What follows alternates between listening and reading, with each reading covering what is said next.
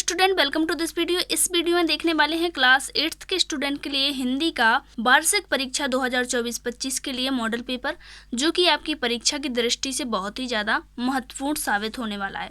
तो देखिए, आपका जो पूरा पेपर रहेगा 60 अंक का और आपको टाइम 2.5 घंटे दिए जाएंगे। सबसे पहले आपको निर्देश पढ़ना है, इसके बाद आपको पेपर शुरू करना है। तो निर्देश आपका पहला है, सभी प्रश्न हल करना अनिवार्य है। दूसरा निर्देश आपका है, यह केवल अभ्यास हेतु नमूना प्रश्न पत्र है, इसका वास्तविक पेपर से कोई संबंध नहीं है। इस प्रकार से आपको सबसे पहले निर्देश पढ़ लेना है। अब क्वेश्चन आंसर देखते हैं। तो देखिए, बहुविकल्पीय प्रश्न जो हैं आपके 1 से लेकर 5 तक हैं। पहला प्रश्न आपका है, सतपुड़ा का जंगल कहाँ स्थित है? तो सतपुड़ा का जंगल कहाँ पर स्थित है? ऑप्शन ए है आपका Uttar Pradesh, option B Andhra Pradesh, option C है आपका मध्य प्रदेश, ऑप्शन डी है बिहार। तो जो आपका सही आंसर इसका है, तो ऑप्शन नंबर सी जो है आपका मध्य प्रदेश, इसका सही आंसर है। सतपुड़ा का जंगल मध्य प्रदेश में स्थित है। नेक्स्ट आपका है, नव नव के नव बेहग वृंद को पंक्ति में अलंकार है। तो इस पंक्ति में कौन सा अलंकार है? ऑप्शन ए है आपका यमक अलंकार, ऑप्शन बी है अनुप्रास अलंकार, ऑप्शन सी है आपका श्लेष, ऑप्शन डी है उत्प्रेक्षा। तो इसमें आपका अनुप्रास अलंकार है। नव नव के नव ब्रग वृंद को इस पंक्ति में अनुप्रास अलंकार है। नेक्स्ट है आपका, सत्याग्रह शब्द का संधि विच्छेद है। तो देखिए, सत्याग्रह शब्द का संधि विच्छेद करना है आपको। तो ऑप्शन ए है आपका सत्य प्लस ग्रह, ऑप्शन बी है सत्य प्लस आग्रह, ऑप्शन सी है सत्या प्लस ग्रह, ऑप्शन डी है सत्याग प्लस ग्रह। तो इसका सही जो आंसर आपका है वह सत्य प्लस आग्रह है, यानी कि ऑप्शन नंबर बी आपका बिल्कुल करेक्ट है। नेक्स्ट है आपका, बाबा भारती को खड़क सिंह ने रोका। तो ऑप्शन है अपाहिज बनकर, ऑप्शन बी है वैद्य बनकर, ऑप्शन सी है किसान बनकर, ऑप्शन डी है पुजारी बनकर। तो बाबा भारती जो थे, उन्होंने खड़क सिंह को क्या बनकर रोका था? तो उन्होंने अपाहिज बनकर रोका। ऑप्शन नंबर ए जो है आपका बिल्कुल करेक्ट है। नेक्स्ट है, रानी लक्ष्मीबाई बचपन में ही सीख गई थी। तो रानी लक्ष्मीबाई जो थी हमारी, वह बचपन में क्या सीख गई थी? ऑप्शन ए है गायन कला, ऑप्शन बी है नृत्य कला, ऑप्शन सी है शस्त्र कला, ऑप्शन डी है पाक कला। तो ये आप सभी को पता होगा, ऑप्शन नंबर सी शस्त्र कला जो है वह रानी लक्ष्मीबाई बचपन में ही सीख गई थी। इसके बाद नेक्स्ट आपके आते हैं रिक्त स्थान। रिक्त स्थान आपके 6 से लेकर 10 तक हैं, जो कि 1-1 नंबर के हैं। तो 1-1 नंबर के आपके 5 हैं, 5 नंबर के रिक्त स्थान हो जाएंगे। तो देखिए, पहला आपका है, गांधी जी अनाज में रिक्त स्थान चुनते थे। तो गांधी जी अनाज में क्या चुनते थे? तो कंकड़ चुनते थे। आपको लिखना है कंकड़।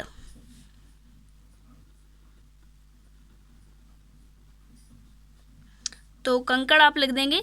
नेक्स्ट है आपका, रुपया शब्द का सर्वप्रथम प्रयोग किसने किया था? तो आपको लिखना है शेर शाह सूरी ने। तो आप लिखेंगे शेर शाह सूरी।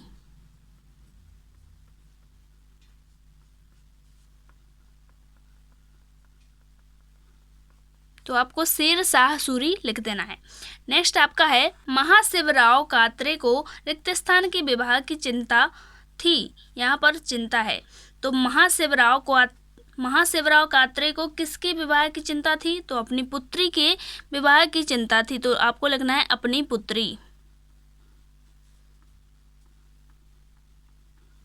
नेक्स्ट देखेंगे, केरल के लोग नृत्य और संगीत के बड़े रिक्त स्थान हैं। तो केरल के लोग जो हैं वह नृत्य और संगीत के बड़े शौकीन हैं। आपको लिखना है शौकीन।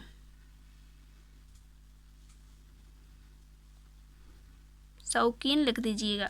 नेक्स्ट है आपका, तानसेन के गुरु का नाम क्या था? तो तानसेन के गुरु का नाम था संत हरिदास। संत हरिदास याद रखिएगा, संत हरिदास। इस प्रकार से आपके रिक्त स्थान जो थे वह कंप्लीट हुए। इसके बाद देखेंगे अति लघु उत्तरीय प्रश्न। तो देखिए, अति लघु उत्तरीय प्रश्न आपके 11 से लेकर 16 तक हैं, जो कि 2-2 नंबर के हैं। पहला आपका है, बर्दे कविता में कवि किससे वरदान मांग रहा है? तो बर्दे कविता में कवि जो है सरस्वती माँ से वरदान मांग रहा है। तो आपको लिखना है माँ सरस्वती।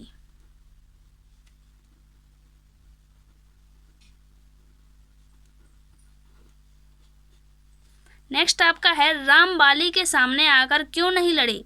तो राम जो थे, जो भगवान राम श्री राम जी थे, वह बाली के सामने आकर क्यों नहीं लड़े?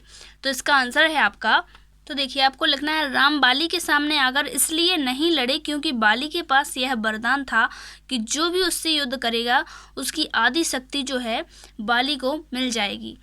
तो इस प्रकार से आपको 12वें नंबर के प्रश्न का उत्तर आपको लिख देना है। नेक्स्ट आपका है, तो देखिए नेक्स्ट आपका है सालिम अली ने कौन से पक्षी को खोज निकाला। तो देखिए आंसर आपका है सालिम अली ने फॉरेस्ट स्पोटेड आउटलेट वन्य धब्बेदार उल्लू नामक पक्षी की खोज की थी। इस प्रकार से आपको यह लिख देना है फॉरेस्ट स्पोटेड आउटलेट यानी कि वन्य धब्बेदार उल्लू। इस प्रकार से आपके 13वें नंबर के प्रश्न का उत्तर हो जाएगा। नेक्स्ट है आपका गीता में कुल कितने श्लोक हैं। तो गीता में जो है 700 श्लोक हैं, आपको याद रखना है 700 श्लोक गीता में हैं। नेक्स्ट है महात्मा गांधी की पत्नी का नाम क्या था। तो महात्मा गांधी जी जो थे उनकी पत्नी का नाम क्या था। तो याद रखिएगा कस्तूरबा गांधी जो थी वो महात्मा गांधी जी की पत्नी थी। तो आपको लिखना है कस्तूरबा गांधी।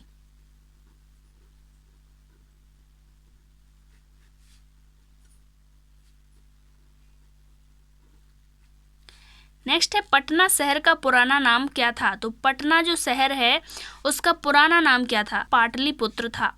पाटलिपुत्र आपको याद रखना है पाटलिपुत्र। इसके बाद आपके आते हैं लघु उत्तरीय प्रश्न जो कि आपके 17 से लेकर 22 तक हैं, 3-3 नंबर के हैं।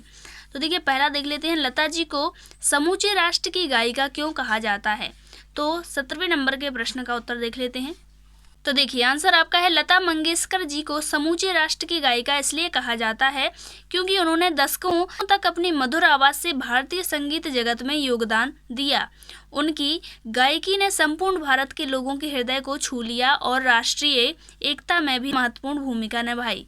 इस प्रकार से आपको 17वें नंबर के प्रश्न का उत्तर लिख देना है। नेक्स्ट है आपका रैदास की भक्ति किस भाव की है, उदाहरण देकर लिखिए। तो 18वें नंबर के प्रश्न का उत्तर देख लेते हैं। रैदास की भक्ति किस भाव की है, उदाहरण सहित आपको लिखना है। तो देखिए उत्तर आपका है रैदास की भक्ति निर्गुण भक्ति भाव की है जिसमें ईश्वर को निराकार रूप में माना जाता है। उदाहरण के लिए उनका प्रसिद्ध भजन प्रभु जी तुम चंदन हम पानी इस भक्ति भावना को प्रकट करता है।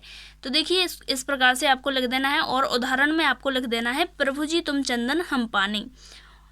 तो 18वें नंबर के प्रश्न का उत्तर आपका कंप्लीट हो जाएगा। इसके बाद देखेंगे आर्यभट्ट का सही परिचय कब और कैसे हुआ। तो 19वें नंबर का प्रश्न आपका है आर्यभट्ट का सही परिचय कब और कैसे हुआ। तो इसका आंसर देख लेते हैं। देखिए आंसर आपका है आर्यभट्ट का सही परिचय उनकी खगोलीय और गणितीय खोजों के माध्यम से हुआ। उन्होंने खगोल विज्ञान और गणित में महत्वपूर्ण योगदान दिया, विशेष रूप से आर्यभट्टीय ग्रंथ में जहां उन्होंने शून्य की संकल्पना और पृथ्वी का घूर्णन गति का वर्णन किया। तो इस प्रकार से आपको आर्यभट्ट जी जो हैं उनका सही परिचय कब और कैसे हुआ था वह लिख देना है। 19वें नंबर के प्रश्न का उत्तर आपका इस प्रकार से हो जाएगा। नेक्स्ट आपका है अंग्रेजों ने मुंडा जनजाति के संघर्षों को कैसे दबाना चाहा। तो 20वें नंबर के प्रश्न का उत्तर है आपका। तो देखिए आंसर आप लिखेंगे अंग्रेजों ने मुंडा जनजाति के संघर्षों को दबाने के लिए कठोर दमनकारी नीतियां अपनाई। उन्होंने पुलिस और सेना का सहारा लिया, मुंडा नेताओं को गिरफ्तार किया और आंदोलन को कुचलने के लिए हिंसा का प्रयोग किया। इस प्रकार से 20वें नंबर के प्रश्न का आंसर आपका हो जाएगा। नेक्स्ट है आपका अपने अध्यापक को साला स्थानांतरण प्रमाण पत्र प्रदान करने हेतु प्रार्थना पत्र लिखिए। इसमें आपको प्रार्थना पत्र लिखना है यानी कि एप्लीकेशन लिखनी है। तो देखिए स्थानांतरण प्रमाण पत्र हेतु जो आपको आवेदन पत्र लिखना था आप इस प्रकार से लिखेंगे। सबसे पहले आपको लिखना है सेवा में श्रीमान प्राचार्य महोदय जी, फिर यहाँ पर आपको अपने स्कूल का नाम लिख देना है या फिर यदि आपको क्वेश्चन में स्कूल का नाम दिया गया है तो वही लिखना है। फिर आप लिखेंगे विषय में स्थानांतरण प्रमाण पत्र हेतु आवेदन पत्र। इसके बाद लिखिएगा महोदय जी सभी ने नम्र निवेदन है कि मैं कक्षा 10वीं का छात्र, आप लिखेंगे कक्षा 8वीं का छात्र या छात्रा हूँ। मेरे पिताजी का स्थानांतरण कटनी से जबलपुर हो गया है, इस कारण से मैं अपने स्कूल में अध्ययन करने में असमर्थ हूँ। यहाँ पे आप लिखेंगे अतः कृपया मुझे स्थानांतरण प्रमाण पत्र प्रदान करने की महान कृपा करें। इसके बाद लिख दीजिएगा धन्यवाद आपका आज्ञाकारी शिष्य, नाम दिनांक। इस प्रकार से आपका जो स्थानांतरण प्रमाण पत्र हेतु आवेदन पत्र कंप्लीट हो जाएगा। नेक्स्ट है आपका, अब आते हैं आपके दीर्घ उत्तरीय प्रश्न जो कि 23 से लेकर 26 तक है, 5-5 नंबर के। तो देखिए पहला देख लेते हैं, निम्नलिखित पद्यांश की संदर्भ प्रसंग सहित व्याख्या कीजिए। इसमें आपको संदर्भ और प्रसंग जो है वह लिखना है। तो चलिए पहले पढ़ लेते हैं। वास्तव में दूसरों को उपदेश देने का अधिकारी वही है जो स्वयं उस पर आचरण करता हो। ज्ञान या स्वाध्याय का अर्थ हमें स्वयं को जानना है। विद्या ग्रहण करने के बाद भी जिसने स्वयं को न जाना वह उसी व्यक्ति के समान है जिसके पास नक्शा तो है पर सूझता नहीं है। इस प्रकार से आपका ये पद्यांश हो गया। तो चलिए इसके संदर्भ प्रसंग लिखते हैं। तो देखिए आपको इस प्रकार से लिखना है। संदर्भ आप लिखेंगे, प्रस्तुत पंक्तियाँ उस विचारधारा को व्यक्त करती हैं जो आत्मज्ञान और आचरण की एकता पर बल देती हैं। यह उद्धरण किसी ऐसे ग्रंथ, निबंध या काव्य से लिया गया है जो ज्ञान और व्यवहार की संगति को महत्वपूर्ण मानता है। इसके बाद प्रसंग आपको लिखना है। इस पद्यांश में बताया गया है कि केवल वही व्यक्ति दूसरों को उपदेश देने का अधिकारी होता है जो स्वयं उन सिद्धांतों का पालन करता है। जो व्यक्ति स्वयं प्रचार या ज्ञान को अपने जीवन में लागू नहीं करता वह केवल खोखली बातें करता है। इस प्रकार से आपको जो आपका 23वें नंबर के प्रश्न का उत्तर है वह लिख देना है। नेक्स्ट है आपका नीचे लिखे पद्यांश की संदर्भ सहित भावार्थ लिखिए। इसमें आपको संदर्भ और भावार्थ लिखना है। इसमें आपको संदर्भ और प्रसंग लिखना था, इसमें आपको संदर्भ और भावार्थ लिखना है। तो देखिए पढ़ लेते हैं। मेरो मन अनंत कहीं सुख पावेम, जैसी उड़ी जहाज को पंछी फिरी जहाज पर आवे। कामन चैन की छाड़ी महात्म और देव को ध्यावे। परम गंगा को छाड़ी प्यासो, दुर्मति कूप खनावे। जिहि मधुकर अम्बुज रस चाखमी, क्यों करी फल भाए। सूरदास प्रभु काम धेनु तीज, होरी कौन दुहावे। इस प्रकार से आपका पद्यांश हो गया। अब इसका संदर्भ और भावार्थ लिखना है। तो चलिए लिखते हैं। तो देखिए आपको आंसर इस प्रकार से लिखना है। संदर्भ आप लिखेंगे, यह पद सुप्रसिद्ध भक्त कवि सूरदास द्वारा रचित है। सूरदास भगवान कृष्ण के अनन्य भक्त थे और उनकी रचनाओं में भक्ति की गहरी भावना झलकती है। इस पद में उन्होंने सांसारिक सुखों की अस्थिरता और ईश्वर भक्ति की महिमा का वर्णन किया है। इसके बाद आपको भावार्थ जो है, भावार्थ में आप लिखेंगे, कवि कहते हैं कि मेरा मन कहीं भी स्थायी सुख नहीं पा सकता, ठीक वैसे ही जैसे कोई पक्षी जहाज से उड़कर दूर जाता है लेकिन अंततः जहाज पर लौट आता है। इसका तात्पर्य यह है कि मनुष्य भले ही सांसारिक भोगों की ओर आकर्षित हो जाए लेकिन असली शांति और आनंद उसे केवल भगवान की भक्ति में ही मिलता है। तो जो सूरदास जी जो थे वह भगवान कृष्ण के भक्त थे। इसके बाद आप लिखेंगे, मनुष्य अज्ञानता के कारण क्षणिक सुखों की खोज में लगा रहता है और असली शांति देने वाले ईश्वर को भूल जाता है। अमृत रूपी गंगा ईश्वर भक्ति को छोड़कर कुएं खोदता है, यानी सांसारिक सुखों के पीछे भागता है जो अंततः उसे दुख ही देता है। इस प्रकार से आपको 24वें नंबर के प्रश्न का उत्तर लिख देना है। नेक्स्ट है, निम्नलिखित आपठित गद्यांश को पढ़कर नीचे दिए गए प्रश्नों के उत्तर दीजिए। तो पद्यांश जो है जो आपको ये आपठित गद्यांश दिया गया है उसको पढ़ के आपको इन क्वेश्चंस के आंसर देना है। तो गद्यांश पढ़ लेते हैं। इस संसार में सबसे अमूल्य वस्तु है समय। इस संसार में सभी वस्तुओं को घटाया बढ़ाया जा सकता है पर समय को नहीं। समय का सदुपयोग करने वाला व्यक्ति सदैव सफल होकर एक श्रेष्ठ नागरिक बनता है। इस प्रकार से आपका गद्यांश हो गया। अब इसके क्वेश्चन जो आपको दिए गए हैं इनके आंसर आपको देना है। तो पहला आपका है, आपठित गद्यांश जो है, उपयुक्त गद्यांश का उपयुक्त शीर्षक लिखिए। इसमें आपको शीर्षक बताना है कि पूरा जो गद्यांश है वह किस पर दिया गया है, शीर्षक आपको देना है। तो यह जो आपका गद्यांश है वह समय पर दिया गया है, तो इसका शीर्षक जो है आपका समय हो जाएगा। आप लिखेंगे, आप लिख सकते हैं समय की कीमत।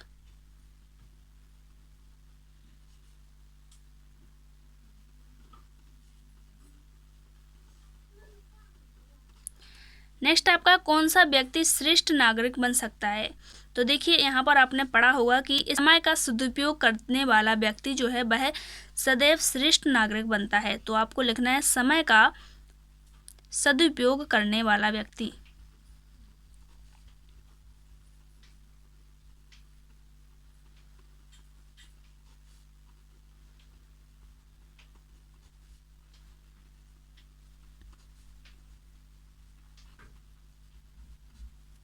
नेक्स्ट है, निम्नलिखित में से किसी एक विषय पर निबंध लिखिए। इसमें आपको निबंध लिखना है। पहला आपका ऑप्शन है कोई महापुरुष, दूसरा है मेरी प्रिय पुस्तक, तीसरा है मेरा विद्यालय। इनमें से किसी एक पर आपको निबंध लिखना है। तो चलिए देख लेते हैं इसका आंसर। तो देखिए आंसर है आपका, इसमें आपको विद्यालय पर बताया गया है, आप अपने अनुसार किसी और पर भी कर सकते हैं। तो पहला आपका है मेरा विद्यालय बहुत सुंदर है, मेरा विद्यालय ज्ञान का मंदिर है, मेरे विद्यालय में सभी तरह की शिक्षा और गतिविधियां होती हैं, मेरे विद्यालय में बड़ा खेल का मैदान है, मेरे विद्यालय में शिक्षा बहुत अच्छी है, मेरे विद्यालय में सभी तरह के खेल कूद की ट्रेनिंग दी जाती है, मेरे विद्यालय में साफ सफाई का बहुत ध्यान दिया जाता है, और लास्ट आपका है हर साल मेरे विद्यालय के सभी छात्र और अध्यापक पिकनिक मनाने जाते हैं। इस प्रकार से आपको 26वें नंबर के प्रश्न का उत्तर लिख देना है। तो देखिए इस प्रकार से आपके 1 से लेकर 26 तक सारे क्वेश्चन जो थे वह कंप्लीट हो चुके हैं। उम्मीद करती हूँ आपको सारे क्वेश्चन समझ में आए होंगे। इन सभी क्वेश्चंस को आपको अच्छे से करके जाना है ताकि आपका हिंदी का पेपर बहुत ही अच्छे से जाए। मिलते हैं नेक्स्ट वीडियो में। Thanks for watching.